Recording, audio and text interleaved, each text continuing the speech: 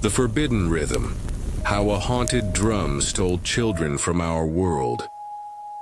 Based on real stories. Some sounds were never meant for human ears. What I'm about to share with you changed not only how I understand our world, but revealed the thin membrane separating our reality from something far more ancient and hungry. This is my account of the Blackwood Drum and how it nearly consumed an entire town, including me. Eldridge Hollow wasn't on any tourist maps. Nestled between dense forests and fog-shrouded mountains, it was the kind of place where generations of families settled into comfortable routines, where strangers were noticed, and where certain stories remained unspoken after sunset. I arrived in early June 2008 as the town's new historical archivist. My credentials from Boston University and my publications on American folklore had impressed the town council enough to offer me the position of reorganizing their historical society's considerable collection. "Welcome to the Hollow," Mayor Thompson said when I arrived, a strange hesitation in his voice. "Just remember, some artifacts in our collection have significance to the townspeople. Handle them with appropriate respect." I didn't understand his meaning until my third week on when I first heard whispers about the drummer's curse. According to local legend, during the renovation of the abandoned Blackwood Manor in 1943, workers discovered a peculiar drum in a hidden room beneath the cellar.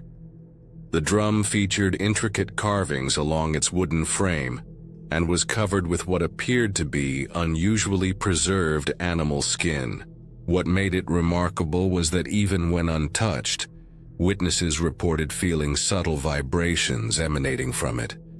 The story claimed that under specific circumstances, during the new moon, some said, or when played with a particular rhythm, the drum could open a pathway to a realm the original owner had documented as Setealém.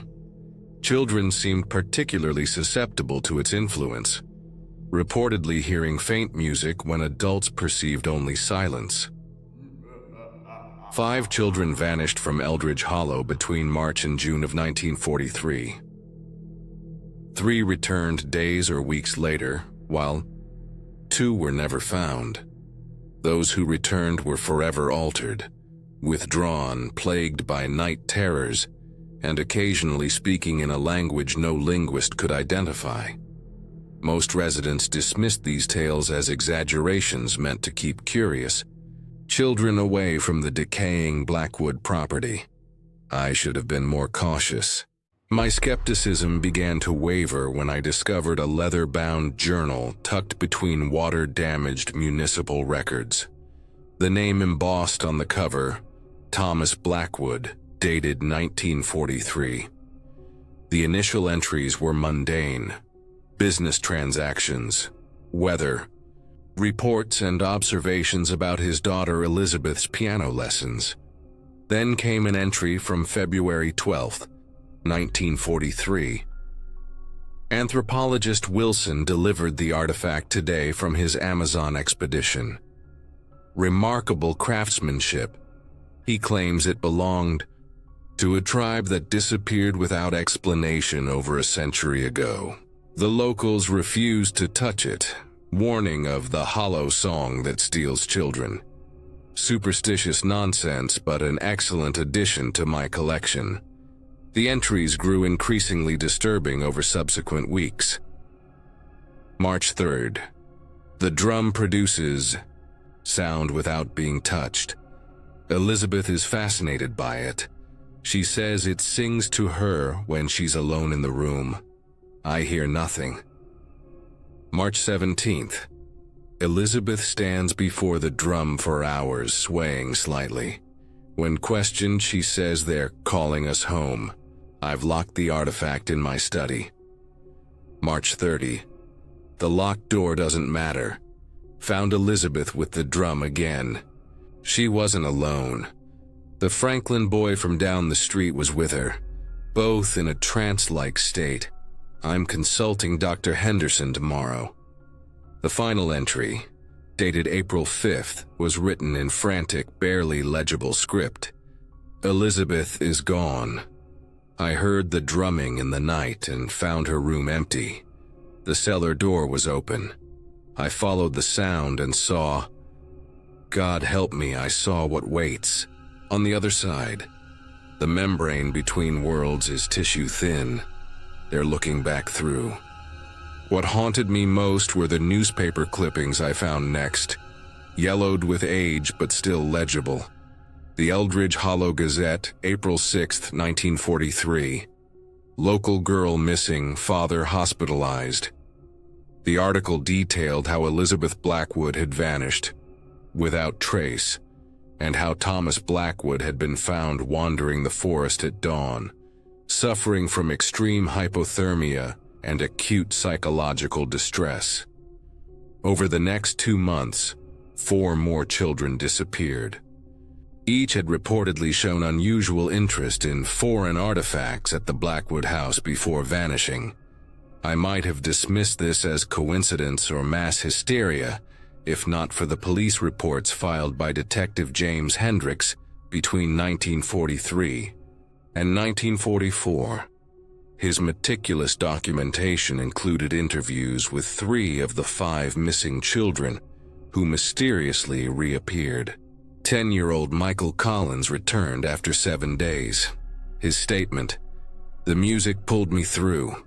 The gray place looks like here but wrong. The trees grow upside down and the tall people watch from the edges. They don't have faces, but they sing without mouths." 8-year-old Sarah Jenkins appeared after 12 days. Time moves different there. What felt like one night was many here. The tall ones tried to keep me, but I followed the drum sound home. Timmy and Elizabeth couldn't hear it anymore. 13-year-old David Reynolds, the last to return after 23 days, refused to speak for months. When he finally did, his account chilled me to the bone. They're trying to find a way across. The drum is their door.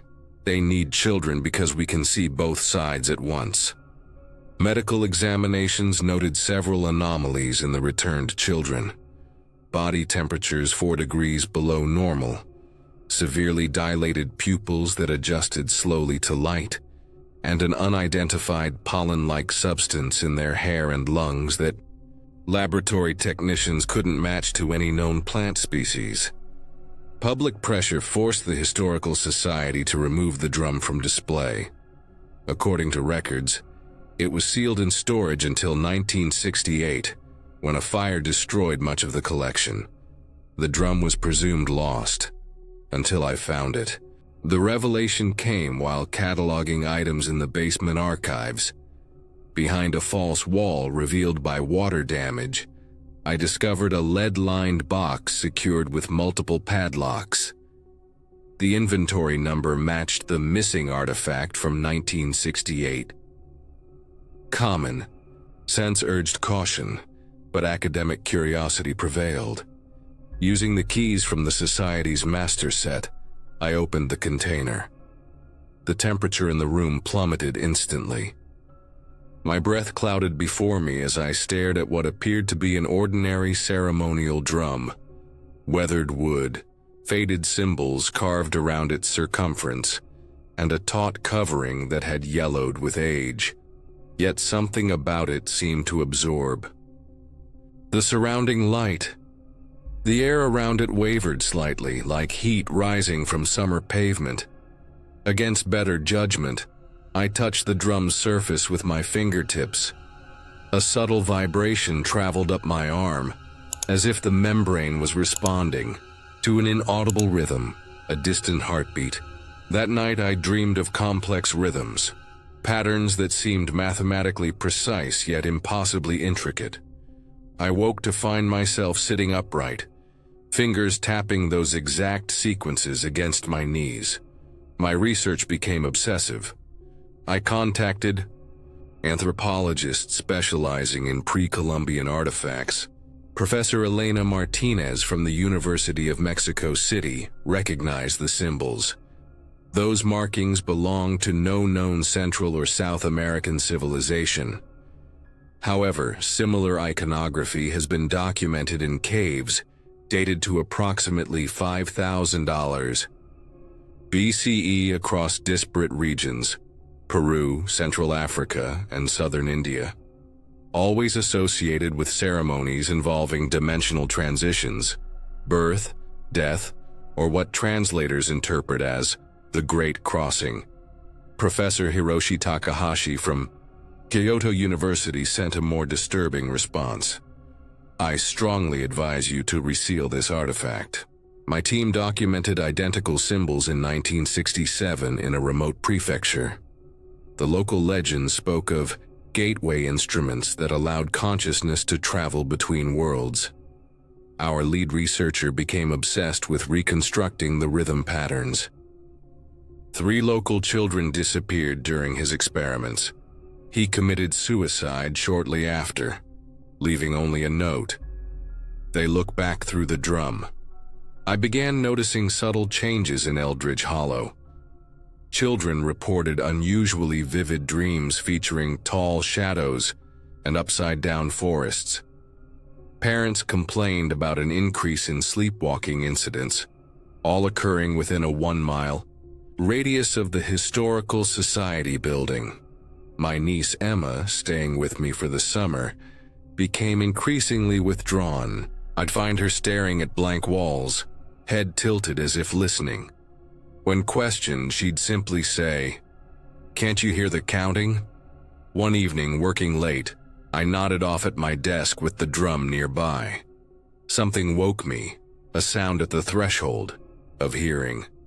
The drum was vibrating, producing a barely perceptible hum that seemed to resonate with something deep inside my chest cavity. Without conscious decision, my hands reached for the drum. I began tapping out the rhythm from my dreams, my fingers moving with muscle memory I couldn't explain. The room temperature dropped dramatically. The shadows in the corners deepened, seeming to pulse with purpose. Then I saw it, a shimmering distortion in the air above the drum, like reality itself was thinning. The distortion widened, becoming a tear through which I glimpsed a landscape of twisted vegetation beneath a colorless sky. Silhouetted against that alien horizon moved figures, impossibly tall and thin, with elongated limbs that bent at unnatural angles. One turned toward the tear, and though it had no discernible face, I knew with certainty it was looking directly at me. I might have remained frozen in horror, if not for the sound that jolted me back to awareness. Children's voices calling as if from an immense distance. I recognized names from the 1943 reports: Michael, Sarah, Timmy, Elizabeth. But among them was another voice that shouldn't have been there. Emma. With sickening clarity, I realized she wasn't asleep in her bedroom upstairs. The drum had been calling to her for weeks, drawing her into its influence. And now, somehow, part of her was already on the other side of that tear in reality. Terror gave way to desperate resolve. If the drum was truly a doorway, I had to follow Emma through. With the rhythm still echoing from the drum's surface, I reached toward the shimmering tear. Cold beyond imagination engulfed my hand, a cold that seemed to freeze not just flesh but consciousness itself.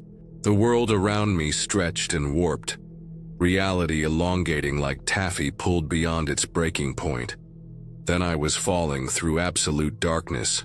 I landed hard on what felt like packed earth, the impact driving air from my lungs. When my vision cleared, I found myself beneath a colorless sky that seemed too close, too solid, like the inside of an immense dome rather than open atmosphere. The landscape defied natural laws. Trees grew upside down, their roots reaching toward the sky while branches burrowed into soil that shimmered with an oily iridescence. Water flowed uphill in lazy spirals. Perspective itself seemed unreliable. Distant objects sometimes appeared larger than nearer ones. Most disturbing was the silence. Not the absence of sound, but rather a negative pressure that seemed to absorb noise. My footsteps made no sound. My voice, when I called Emma's name, felt swallowed by the air itself. Movement caught my eye, a small figure darting between the inverted trees. I pursued, navigating terrain that seemed to shift subtly when not directly observed. Finally, I discovered Emma hiding within a hollow structure resembling a massive fossilized ribcage. She wasn't alone. 2 other children huddled beside her, a boy and girl in clothing styles from the 1940s. Their faces unnaturally pale, eyes wide with recognition when they saw me. "Timothy? Elizabeth?" I whispered, recalling the missing Blackwood girl and her companion. Elizabeth nodded. "Time moves different here. We've been hiding." "From what?" I asked, though part of me already knew. "The tall ones," Timothy whispered. "They collect us. They want to understand how to cross over permanently." Emma hadn't spoken, her eyes fixed on something behind me. I turned to see them, the entities I'd glimpsed through the tear. The tall ones. They moved with jerky, segmented motions, as if unfamiliar with the concept of continuous movement. Their limbs bent at impossible angles, too many joints folding in directions that human anatomy couldn't achieve. Where faces should have been were smooth, featureless surfaces that nevertheless conveyed the unmistakable sensation of watching, studying, analyzing. "They can't see us directly," Elizabeth whispered. "They sense our emotions.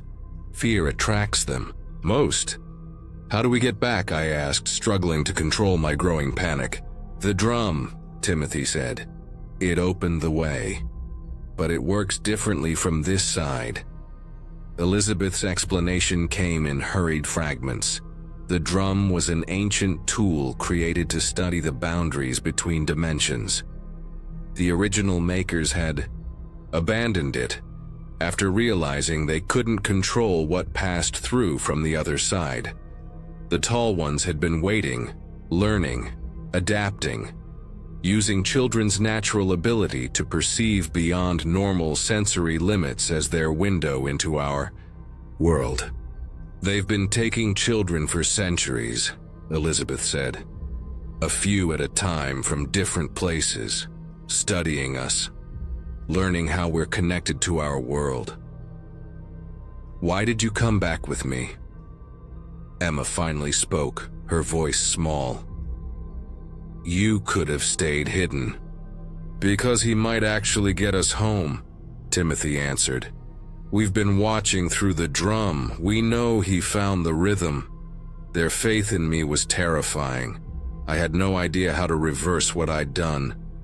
But as we huddled in that ossified shelter, I recalled Professor Takahashi's email about gateway instruments, and the patterns my fingers had memorized in dreams. "The rhythm opens the door," I reasoned aloud. "What if playing it backward closes it?" Elizabeth's eyes widened. "The reversal. We tried once but couldn't complete it." The tall ones interrupted. "We need the drum," I said.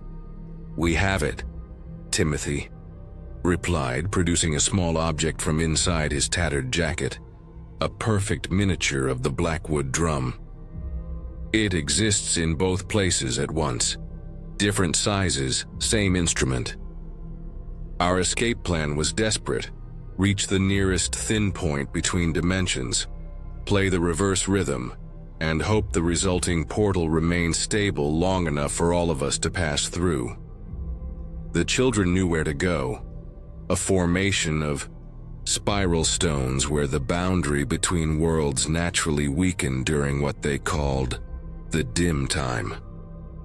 We moved through that impossible landscape, hiding whenever the tall ones passed nearby.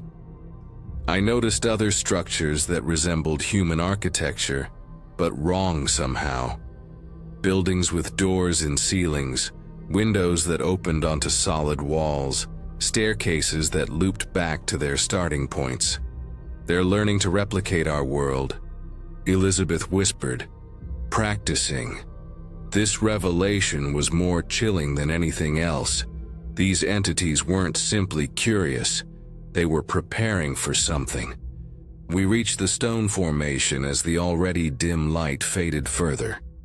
The spiral pattern of standing stones resembled ancient monuments like Stonehenge, but arranged in a perfect logarithmic curve. At the center stood a raised platform of the same iridescent stone. "This is where they brought us through," Timothy said. "It amplifies the connection." I placed the miniature drum on the central platform. The moment it touched the surface, it began to vibrate visibly, resonating with some energy source I couldn't perceive. "They're coming," Emma whispered, pointing toward the horizon where multiple elongated silhouettes moved with purposeful speed toward our location. There was no time for hesitation. I placed my hands on the drum and began the complex rhythm I'd played before, but reversed, starting from the end and working backward. The pattern felt wrong, dissonant, like sentences spoken in reverse. The air above the drum began to shimmer, but the distortion was unstable, collapsing almost as quickly. As it formed, "It needs more," Elizabeth said urgently. "We have to add our rhythms too." The three children joined me, each adding their own counterpoint to my bass rhythm. The resulting polyrhythm was mathematically complex, yet strangely harmonious. 4 patterns that created a 5th when combined. The distortion stabilized, widening, into a visible tier that showed my office on the other side. Through it I could see the larger drum still sitting on my desk, vibrating in perfect synchronization with its miniature counterpart. "Go!" I shouted as the first of the tall ones reached the outer spiral. Emma went first, then Timothy. Elizabeth hesitated. "I've been here so long," she whispered, fear in her eyes. "What if I don't belong there anymore?" "Your father never stopped looking," I told her, remembering Thomas Blackwood's journal. "There's always a way home." She nodded and stepped through the portal just as the tall ones breached the inner spiral. I continued the rhythm, backing towards the portal as they advanced. Just before stepping through, I glimpsed something on the distant horizon, something vast moving behind the tall ones, making them appear insignificant by comparison. Something ancient that had noticed our escape. Not attempt. I fell backward through the portal, landing hard on my office floor. The tear in reality contracted rapidly, but not before one of the tall ones thrust what might have been an arm through the narrowing gap. The appendage writhed with unnatural motion before the portal snapped shut, severing it. The severed limb dissolved into the same pollen-like substance found on the returned children in 1943, scattering across my office floor. The drum, both the original and its miniature counterpart that had somehow returned with us, simultaneously crumbled to dust, the ancient materials finally giving way after thousands of years. But not before I noticed what the drum skin actually was. Not animal hide as I'd thought, but processed human skin, tanned and stretched across the frame. What we experienced in Setealém defies rational explanation. Time moved differently there. What felt like hours in that twisted landscape amounted to just 20 minutes in our world. The children I rescued had experienced their own temporal distortions, For Emma, barely a day had passed subjectively.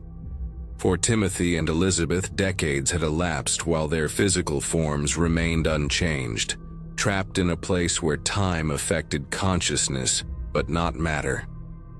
Medical examinations revealed the expected anomalies: lowered body temperatures, dilated pupils, and the unidentified pollen-like substance in hair and lungs. But there were new findings too: subtle alterations in brainwave patterns, and what one neurologist described as impossible synaptic architecture. Physical changes to the brain that shouldn't have been compatible with continued consciousness. Emma recovered gradually, though she hasn't spoken about her experiences since our return. Her parents noticed her habit of tapping complex rhythms when anxious, patterns I recognize as fragments of what we played on the stone platform. Timothy and Elizabeth's situation proved more complicated. Having vanished in 1943, their reappearance in 2008 created paradoxes that official channels couldn't address. They remembered a world that no longer existed and carried identification, documents now considered historical artifacts.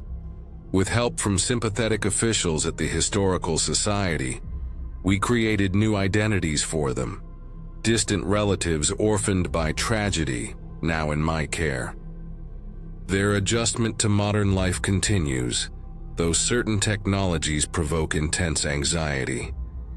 Elizabeth cannot bear to be near speakers or headphones, while Timothy becomes catatonic around GPS devices, mumbling about location markers that work both ways.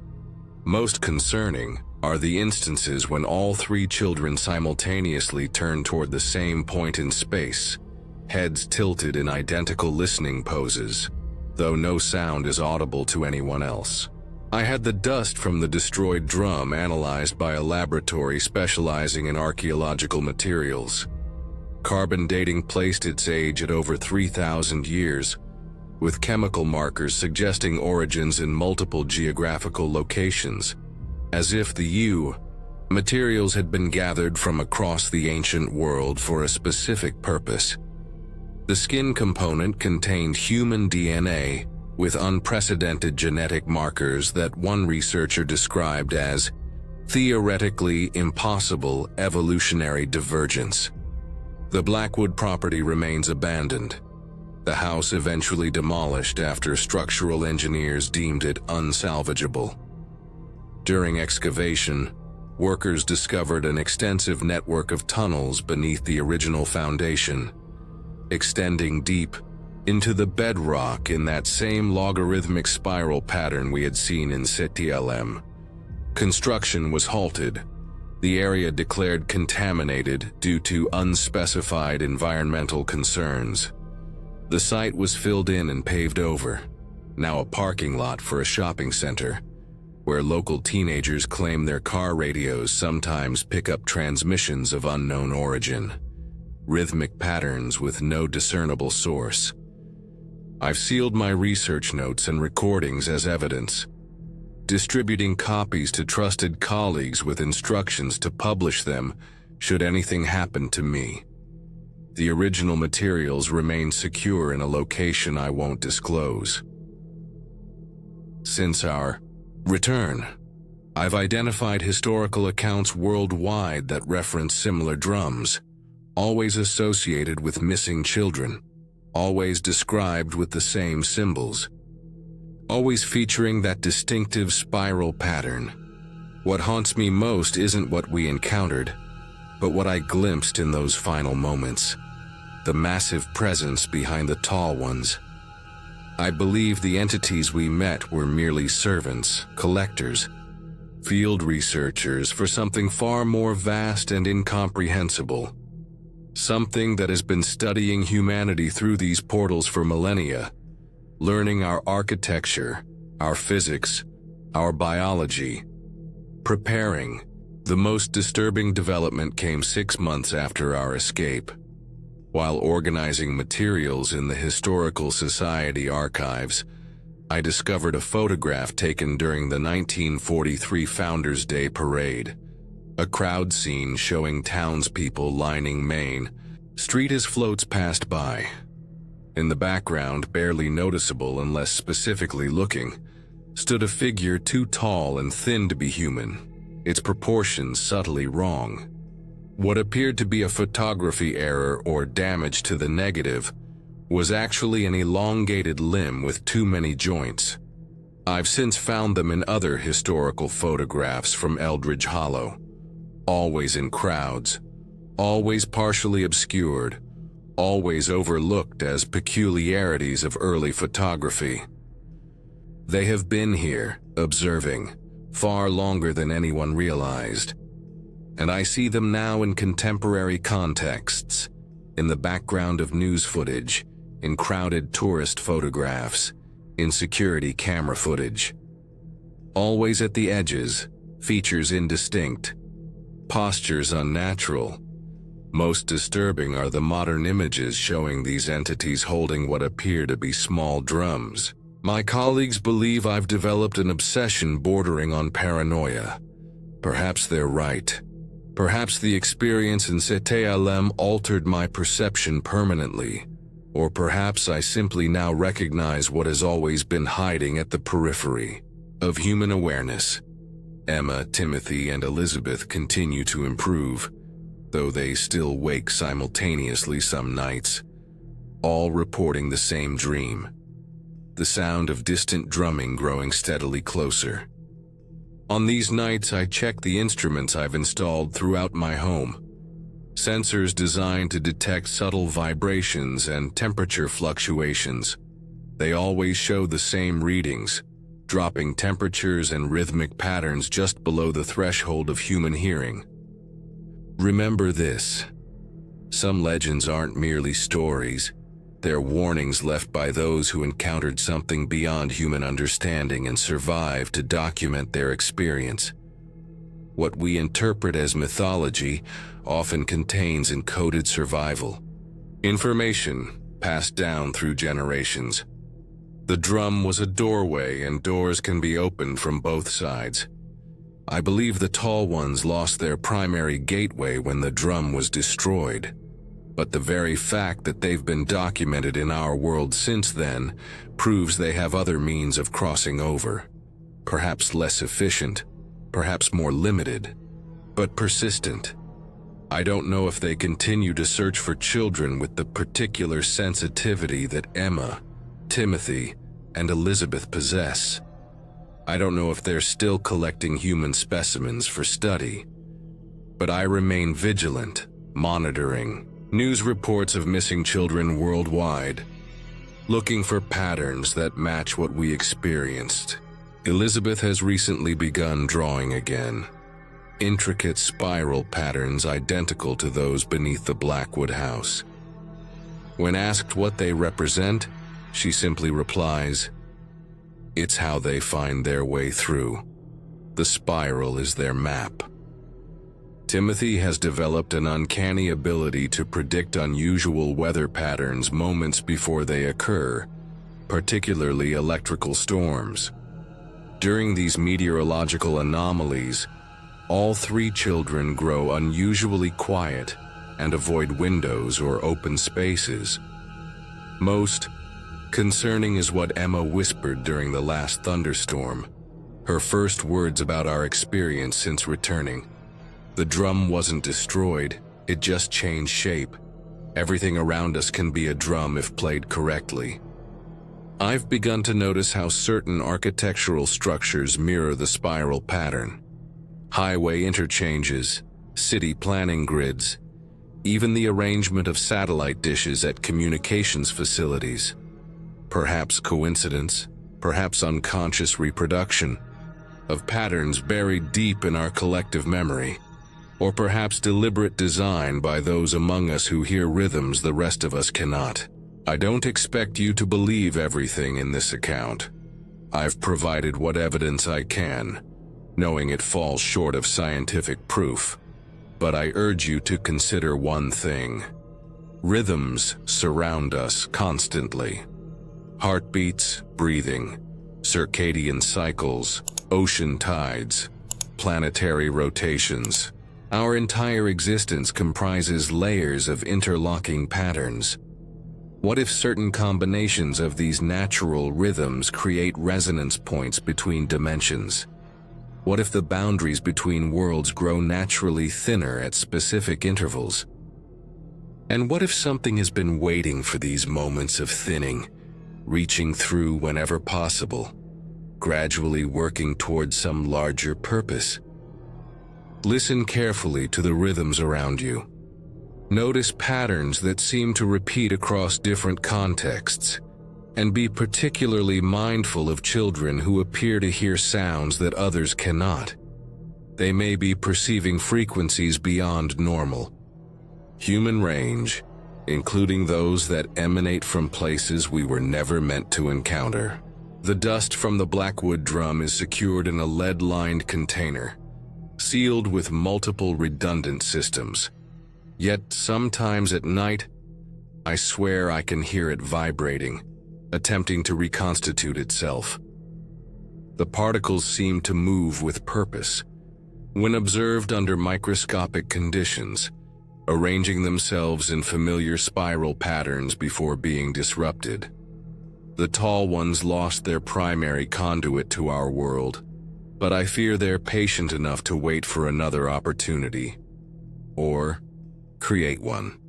The children occasionally draw the same massive figure I glimpsed on the horizon of Setealém. When asked who it is, they provide the same answer independently. The conductor. Their drawings show a colossal entity composed of countless spiraling filaments, with appendages resembling both human limbs and something more akin to mathematical concepts given physical form. Where a face should be, is a spiral pattern that pulls the eye inward toward an impossible center. I've installed specialized equipment throughout my home, devices that detect subtle vibrations, temperature fluctuations, and sound waves beyond human hearing range. They activate more frequently during electrical storms, the readings showing complex rhythmic patterns that mathematics colleagues identify as perfectly constructed fractals, expressed through temporal sequences. In simpler terms, mathematically perfect rhythms that couldn't occur naturally, pulsing just beyond our perception. Elizabeth, the oldest of the children, recently shared something that continues to haunt me. They don't want to invade, she said. They want to convert. The rhythms change molecular structure over time. They're turning our world into something compatible with theirs, one vibration at a time. When asked how long this process might take, she shrugged. It already started. The first drums were just the beginning. Now everything electronic produces their frequencies too.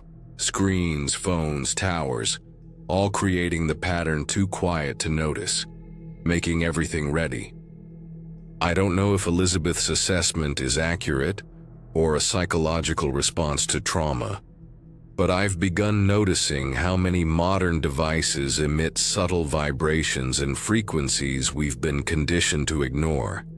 The background hum of civilization that grows more complex yearly. Perhaps the blackwood drum was merely an early, crude attempt at what has now become more sophisticated and widespread.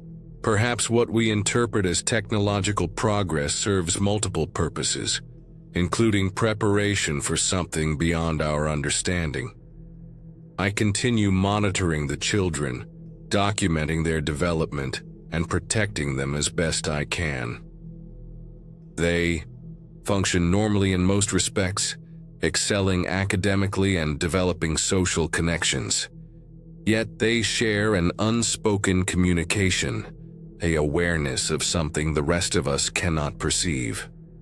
It's still coming, Timothy said last week, his first voluntary comment about Setealém in months.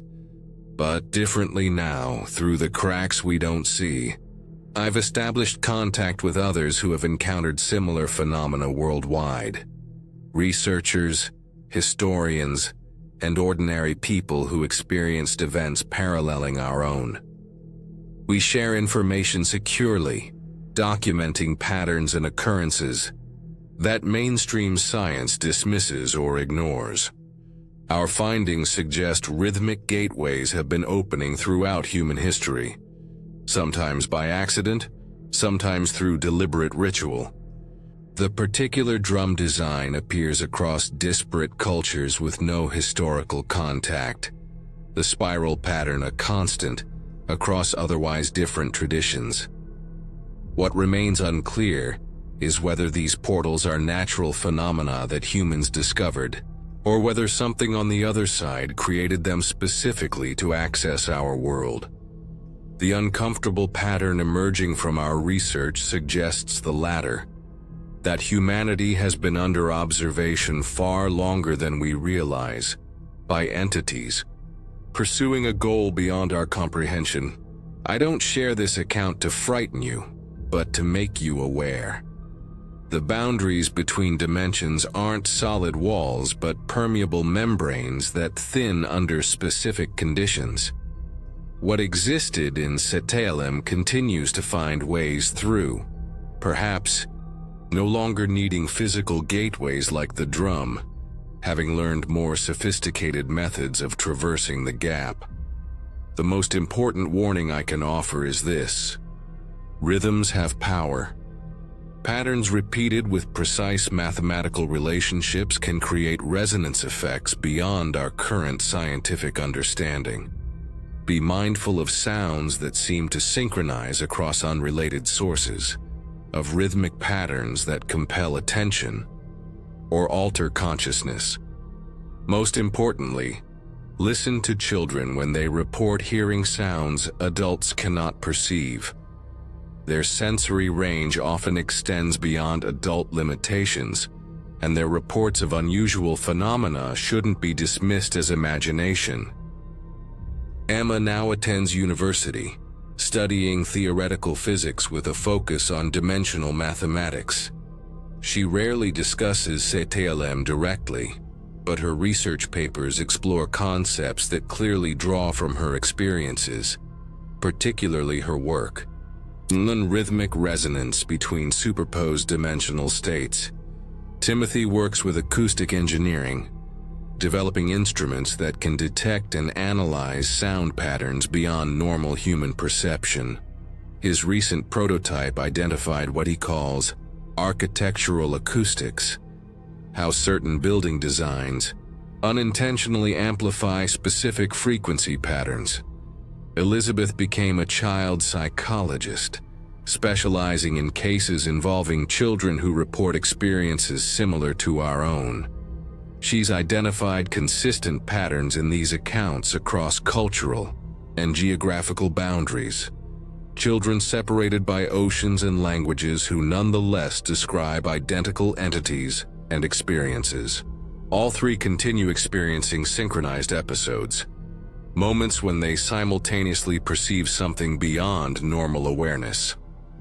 These episodes correlate with unusual atmospheric conditions, aurora borealis displays, electromagnetic anomalies, or particularly intense electrical storms. What troubles me most is how their descriptions of these episodes have evolved. Initially, they reported sensing the tall ones observing from a distance. Recently, their accounts have grown more specific and alarming. They've found another way through, Elizabeth explained during our last meeting. Not physical transportation anymore, consciousness transfer. They're downloading themselves into compatible vessels.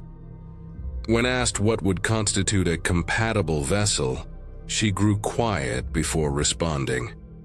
Anyone who's been exposed to the rhythms long enough, their neurological patterns gradually reshape to accommodate the transfer. Timothy elaborated. Electronic devices produce frequencies nearly identical to the drum rhythms, especially certain entertainment systems, communication networks, and medical equipment. Long-term exposure creates subtle changes in brain structure. The implications are profoundly disturbing. If their assessment is accurate, modern technology might be inadvertently preparing human nervous systems for something beyond our understanding, creating potential hosts for entities that exist beyond conventional dimensional boundaries. I've developed certain protective measures based on our research. Specific counter-rhythms appear to disrupt the patterns, creating interference that prevents the subtle neurological alterations from progressing. We've designed unobtrusive devices that generate these protective frequencies, distributing them to those who've experienced similar encounters. The most effective protection remains awareness. The entities rely on subtlety, changes too gradual, to notice influences mistaken for coincidence or imagination. Recognizing their patterns is the first step toward resisting them. Last month, while investigating a series of missing children cases in northern Minnesota that matched our established pattern, we discovered something unprecedented: a complete reconstruction of the spiral stone formation we encountered in Setealém, hidden within an abandoned mining complex. The formation wasn't ancient. Carbon dating placed its construction within the last decade. More disturbing was its precision. The mathematical relationships between stone positions were accurate to the millimeter, creating acoustical properties that amplified certain frequencies while dampening others. At the center of the spiral lay fresh evidence of recent activity. Complex symbols drawn in substances that proved to be combinations of iron oxide and organic compounds. Laboratory analysis identified the organic component as human hemoglobin. Local authorities attributed the site to occult practitioners or troubled teenagers, but we recognized the architectural precision that no human hand could achieve without advanced computational assistance. The formation was a beacon, a receiver-transmitter designed to establish connection across dimensional boundaries. We neutralized the site using methods developed from our research, disrupting the mathematical relationships between stone positions and applying counter-rhythm generators that interfered with its acoustical properties. Whether our intervention prevented something remains unknown, but unusual atmospheric phenomena reported in the region ceased immediately afterward. Emma has developed a monitoring system using modified seismographic equipment that detects the specific vibrational patterns associated with dimensional thinning. The network currently covers 17 locations worldwide identified as potential weak points based on historical incidents and geographical features that mirror the spiral pattern. 3 months ago, all 17 monitoring stations registered simultaneous activity, subtle but distinctive rhythm patterns emerging from background environmental noise, gradually synchronizing across all locations despite their geographical separation. The pattern lasted precisely 7 minutes before disappearing. Analysis revealed it was mathematically identical to what we experienced from the Blackwood drum, but with greater complexity, as if the original rhythm had evolved, developed additional layers and harmonics. I hesitate to share my most troubling speculation, but integrity demands full disclosure. What if the drum, the tall ones, the spiral formations, all of it, represents not separate phenomena but components of a single, vast process unfolding, across centuries or millennia? What if what we interpret as isolated incidents are actually coordinated stages in some grand algorithm, a systematic reconfiguration of our reality to become compatible with another? Not invasion in the conventional sense, but gradual transformation. Cellular, molecular, atomic restructuring through precisely calibrated rhythmic influences. The dust from the blackwood drum continues its puzzling behavior in controlled laboratory conditions, particles spontaneously arranging into spiral patterns when unobserved, only to scatter when human attention returns. Recent electron microscopy reveals these particles possess unprecedented structural complexity, with features suggesting both organic and inorganic components integrated at the molecular level. Most concerning is how these particles interact with living tissue, not through conventional biological or chemical means, but through subtle vibrational influence that gradually alters cellular organization without triggering immune response. Elizabeth recently shared a disturbing insight drawn from her therapy sessions with children who report experiences similar to ours. The tall ones aren't the threat, they're just the visible manifestation. The real transformation happens at the subatomic level, through the rhythms themselves. They're changing the fundamental frequency of our reality, one vibration at a time. Timothy's acoustic research supports this theory. He's identified consistent patterns across seemingly unrelated sound sources, electronic devices, atmospheric phenomena, even certain architectural structures that produce identical frequency relationships when analyzed at sufficient resolution. These patterns aren't random. They demonstrate mathematical precision suggesting deliberate design, yet they emerge from sources with no apparent connection. It's like discovering that disparate musical instruments worldwide are independently playing different parts of the same symphony, Timothy explained. A composition so vast that no single listener can recognize the complete structure, but it's there, gradually reshaping how we perceive reality. I don't claim to fully understand what we're facing. The entities we encountered in Setealém may be manifestations of something far more fundamental, perhaps not visitors from another dimension, but the dimension itself becoming conscious, reaching through the thin membrane separating realities. What I know with certainty is this: the boundaries between worlds are neither fixed nor impermeable. They thin and stretch according to patterns we're only beginning to comprehend. What moves through these thinned regions may not resemble anything in our conventional understanding of life or consciousness.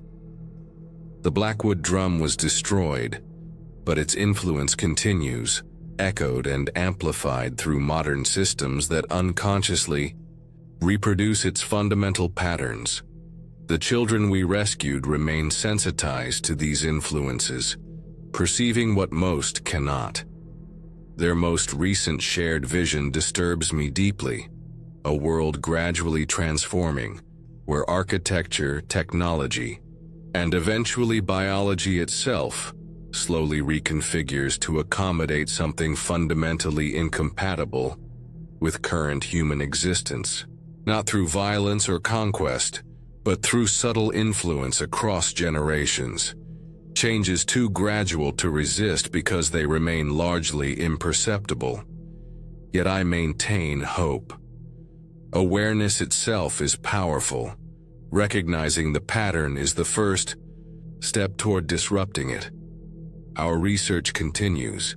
Our monitoring systems expand and our network of allies grows. We develop countermeasures and protective technologies, sharing them with those who've experienced similar phenomena. The rhythm seeks to remake us, but understanding its pattern allows us to establish our own counter-rhythm, a harmony of resistance, and awareness that preserves what makes us human, while acknowledging the vastness beyond our conventional perception. Listen carefully to the subtle patterns of your world. Notice synchronicities that seem mathematically precise. Be mindful of children's perception. They often sense what adults have learned to ignore. And remember that some boundaries exist not to isolate us, but to protect us from what we are, not yet prepared to comprehend. The forbidden rhythm continues, but so does our vigilance. The doorway swings both ways, and what was opened can be closed again. The pattern can be disrupted, the rhythm broken. We need only recognize it to begin resisting its influence. Our story continues, as does yours.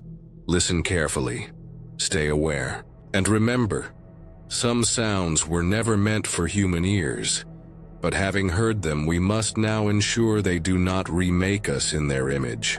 Have you ever experienced unexplainable synchronicities that seem too precise to be coincidence? Share your experiences in the comments below. And if you want to hear more true accounts of those who faced the impossible and survived, subscribe to this channel and hit the notification bell. The truth exists in the patterns we dare to recognize, and in our courage to face what lies beyond conventional understanding.